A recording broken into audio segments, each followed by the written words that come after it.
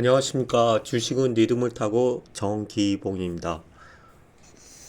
오늘 의미 있는 구간이 나와서 제가 간략한 설명을 좀 몇 가지 첨부해야 될 사항이 나왔습니다. 그리고 오늘 매매 조금 했습니다.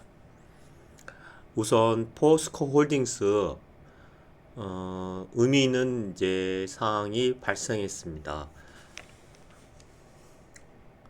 제가 오늘 매매한 종목은 포스코 홀딩스와 웰컴텍입니다. 요새는 그 두 종목을 많이 매매를 하는데요. 오늘 그 포스코 홀딩스가 또 다시 급등을 했습니다. 수급의 주체는 보시면은 키움증권 창구를 통한 개인 투자자들이 많이 이 포스코 홀딩스를 많이 매매했습니다. 그리고 뉴스가 하나 나왔는데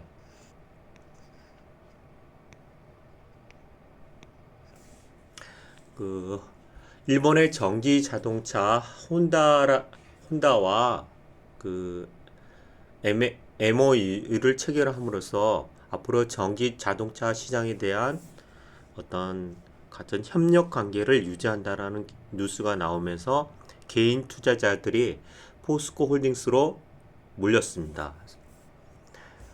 오늘 그 제가 본 그 일단 뉴스 기사를 읽어드릴게요.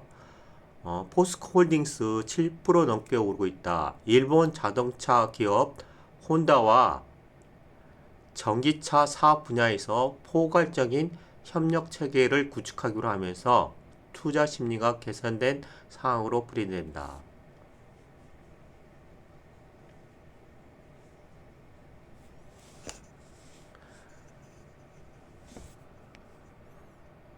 그리고 제가 오늘 현재 그 주가가 의미 있는 주가라고 생각되는 이유를 말씀드리겠습니다. 포스코 홀딩스는 지금 최근 그 수급의 주체는 거의 개인들입니다. 그리고 외국인하고 기관들은 다 팔고 있습니다. 제가 그 말했듯이 계속 연일 말했듯이 그 2차 전지 섹터에서 유일하게 그 탑픽을 꼽으라고 하면은 포스코라고 했습니다. 그 이유가 포스코는 8년 전부터 아르헨티나의 그 리튬 그 광물 관련해서 호수를 갖고 있고, 그리고 그 광물을 통한 그 생산, 거기 제가 알기로는 그 아르헨티나의 현재 그 공장을 지금 계속 짓고 있는 걸로 알고 있습니다. 그리고 그 연관된 섹터인 포스코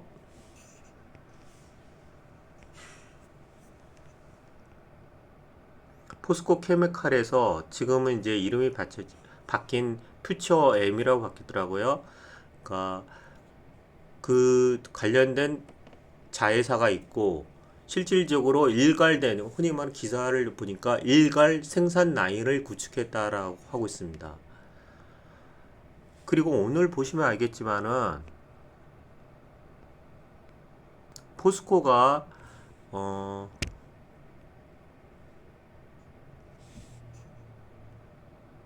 급등한 데 비해서 오늘 에코프로라든지 기타 모든 종목들이 조정을 받았습니다. 아마 오늘 대장주는 포스코였는데요. 그럴 수밖에 없는 게 그 에코프로, 기존에 계속 제가 말했듯이 에코프로가 그렇게 그만한 상승할 이유가 없습니다. 단지 상승했다는 이유는 뭐냐면은 제 개인적인 판단입니다. 에코프로도 그렇고 포스코도 그렇고 개인 투자자들이 2차 전지 섹터가 강하기 때문에 이쪽으로 쏠림 현상이 강했습니다. 특히 에코프로가 강했죠. 근데 에코프로가 그 연초 대비 7배가 상승한 그에 대한 부담감, 그리고 또 하나가 그만한 가치가 있냐라는 거에 대한 의문을 가질 필요가 있다라고 했습니다. 그에 비해서 포스코는 그만한 가치, 내재 가치를 충분히 갖고 있습니다.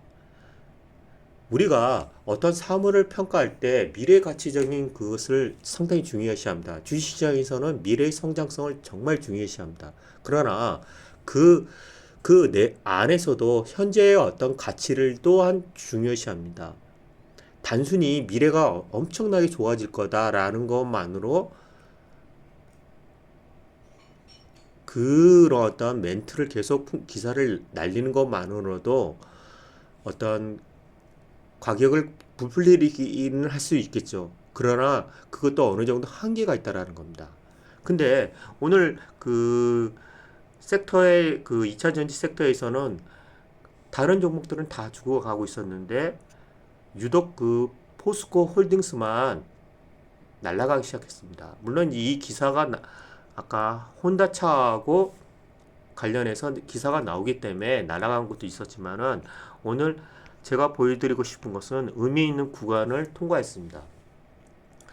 제가 그 엘컴텍에서 박스권의 개념을 많이 얘기했지 않습니까? 그 포스코 홀딩스가 그동안 못 간 이유 중에 하나가 뭐냐면은 무겁다고 그랬습니다. 왜 무겁냐? 가격이 무거워서가 아니라 포스코는 우리나라의 그 증권 시장의 산 역사이지 않습니까? 그러다 보니까 기존에 갖고 있던 그 주주들의 그 물량이 계속 어떤 고점을 터치하려고 하면 계속 나왔습니다. 즉, 그 가격대가 40만 원 언저리였는데 오늘 그 40만 원 언저리를 한번 돌파했습니다. 그리고 잠깐 밀렸습니다. 아침에 저도 이 포스코를 장초반 강하길래 매수에 들어갔고 한 2, 3% 정도 수익을 보고 나왔습니다. 그리고 어, 40만 제가 한 39만 원 초반대에 들어가서 한 42만 원대 팔고 나오고 나서 이거 더 갈 수도 있고 아마 더 계속 갈 수도 있겠다 해서 저도 한 42만 원대에서 다시 잡았습니다. 그리고 지금 갖고 있습니다. 그리고 왜 제가 잡은 이유를 말씀드리겠습니다. 제가 엘컴텍에서 말드렸듯이 박스권 매매를 이래라고 할 수 있습니다. 이 포스코가 그동안 계속 못 갔던 이유들은 40만 원대의 그 박스권 상단에서 기존 주주들이 40만 원을 넘으려고 하면은 그리고 어떤 공매도 세력도 있고 어떤 누군지는 모르겠지만은 이 40만 원이 박스권의 상단에 해당되는 가격대였습니다. 이 가격대 근처가만 오면은 계속 그 가격 하락을 발생시키면서 이 박스권을 벗어나지 못했죠. 그러다 보니까 다른 종목들이 갈 때도 이 포스코는 그렇게 많이 못 간 이유 중에 하나가 40만 원대가 강력한 저항대가 됐습니다. 제가 엘컴텍에도 말했듯이 그 당시에 1,900원이 강력한 저항이라고 그랬습니다. 지금은 오늘 그 의미심장한 40만 원의 고점을 돌파했습니다. 그 주체가 개인이든 기관이든 그런 거는 중요하지 않습니다. 오히려 어떤 그 여러분들이 주식시장에서는 하나의 세뇌된 어떤 그 가점을 가지고 있으면 안 됩니다. 개인이라고 해서 어떤 종목을 못 올린다. 어떤 기간이 되면 무조건 올린다. 그런 거는 없습니다. 오히려 제일 돈을 많이 갖고 있는 사람들의 주체는 개인들이 많습니다. 그리고 그 개인들의 돈이 다시 기관의 펀드라든지 투자한 것도 다 개인 돈입니다. 결론은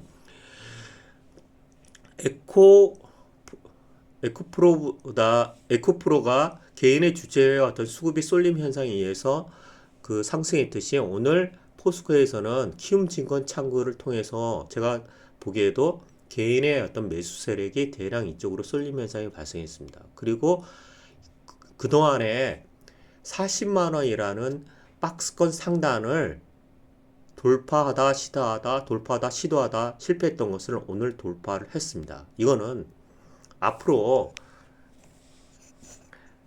이 박스권 매매 그 전에 말씀드렸듯이 40만 원을 지지해 줄 가능성이 상당히 높습니다. 그리고 직관적으로 제가 말했듯이 이 포스코는 100만 원이 충분히 넘을 가치가 있다라고 얘기했습니다. 그 근거를 제가 자료를 좀 찾아서 보여드리고 싶었는데 아직 그 증권사에서는 이 2차 전지 섹터에 대한 어떤 세부 어떤 전망 자료가 없었습니다. 그리고 최근에 이제 좀 괜찮은 자료라고 보니까 SK 이노베이션이 저평가되어 있다라는 어떤 그 보고서 말고는 특별히 없었습니다.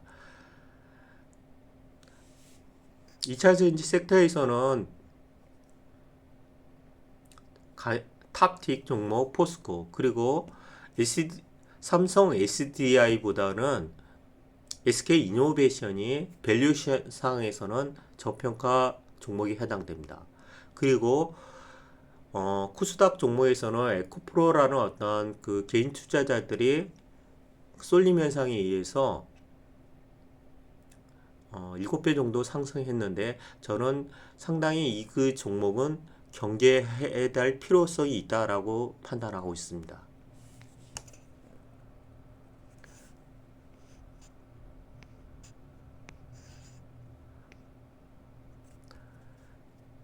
지금 현재 그 연봉으로 보셔도 되고요. 잠깐 설명 보겠습니다.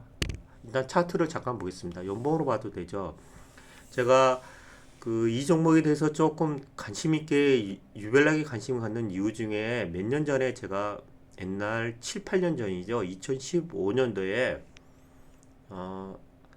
이 포스코라는 종목이 거의 13만 원, 15만 원 근처까지 내려온 적이 있었습니다. 그리고 제가 이 종목을 좀 많이 잡고 있었었는데 그 당시에는 제가 제 그릇이 어떤 큰 종목이라든 어떤 금액을 크게 가져가면은 약간의 흔들림이 있습니다. 그것이 흔히 말하는 가격의 흔들림이죠. 그런 흔들림에 제가 그런 경험이 많이 부족해서 많이 잡고서도 진짜 저점에서 잡았는데 저점에서 잡았어도 그것을 물량을 길게 가져가지 못했습니다. 그리고 그 당시에 어떤 수급이 외국인 창구에서 계속 흔들기를 했었는데 물량을 손절 비슷하게 팔고 나니까 그 다음날 갭 상승해서 날아간 적이 있었습니다. 여기 보시면 연봉상에 보시면은 2015년도에 그 당시 가장 그 코스피에서 상승률이 높았던 종목이 포스코였습니다. 가끔가다 이렇게 이 포스코도 한번 그 상승력이 엄청나게 크게 상승한 종목이 있었는데 2015년도에는 아마 코스피 종목에서는 가장 탑픽 종목이었습니다. 그리고 1997년도부터 2006년도까지죠. 아마 그 코스피가 그때 코스피가 2007년 정도가 그 2000을 갑자기 넘어간 정도 있었습니다. 그때 그 포스코가 아마 그때 버핏이라는 그 외국 투자자이죠. 그 투자자가 샀다. 그리고 그러면서 국내 투자자들도 여기에 쏠림 현상으로 발생해가지고 최고가인 70만 원 정도를 돌파한 적이 있었습니다. 그리고 웃긴 게 그 당시 그 버핏이 언론상에서는 국내 투자자 제 기억으로는 그 국내 그 주식은 너무 작고 작기 때문에 자기는 투자하지 않는다라고 언급하면서 했는데 나중에 이 포스코라는 종목을 제 기억으로는 한 20만 원 근처에서 사서 한 70만 원 근처에 거의 고점이 다가왔을 때 포스 어렌 버핏이 매도한 걸로 알고 있습니다. 그래서 그 당시 그 재무제표를 보시면은 상당히 그 수치적이라든지 재무 상태가 너무 좋았습니다. 지금은 그리고 이제 하향 길을 계속 걷다가 그 정부가 들었을 때마다 어떤 구조 조정의 1순위도 됐고 그런 식으로 하다가 2015년도에 이 포스코에서 새로운 어떤 신사업을 찾고자 했던 것이 니튬, 즉 2차 전지 섹터에 가장 강한 그 신규 사업을 이제 진출하기 시작한 겁니다. 그래서 지금 현재 이 2차 전지 섹터에 대한 어떤 관련된 보고서라든지 그런 어떤 것들이 나오지는 않습니다. 왜냐하면 그게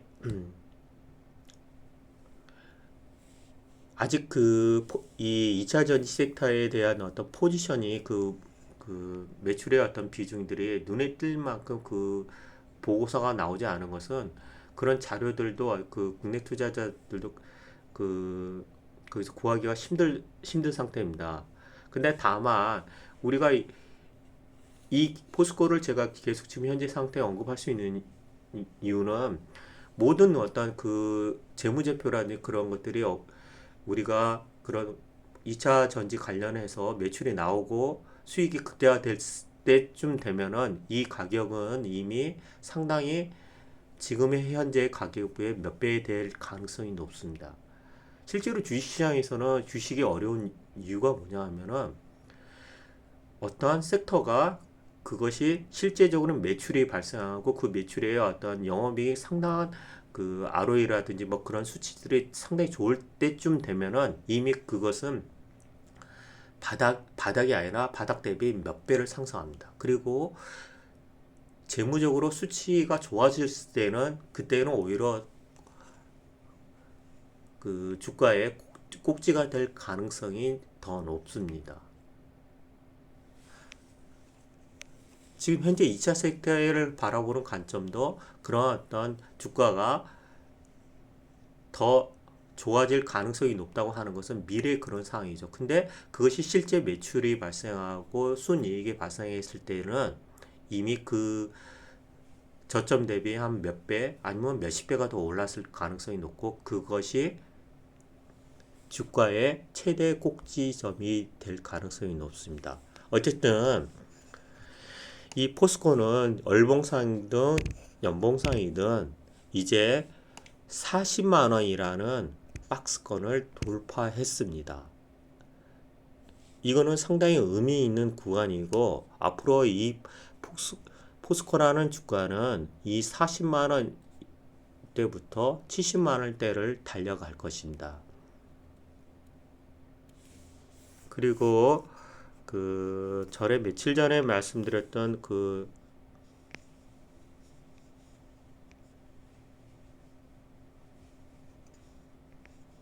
뉴스 있죠. 30만 미국에서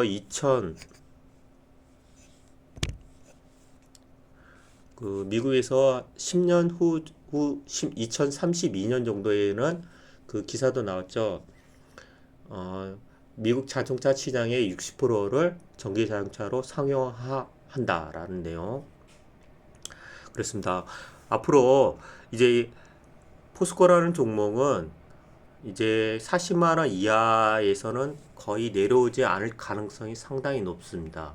만약에 제가 계속 그 이제 여유 자금이 생긴다 했을 때는 이 포스코라는 종목을 계속 살 예정이고 여러분들도 이 포스코라는 그 종목을 눈여겨 보시면 좋을 것 같습니다.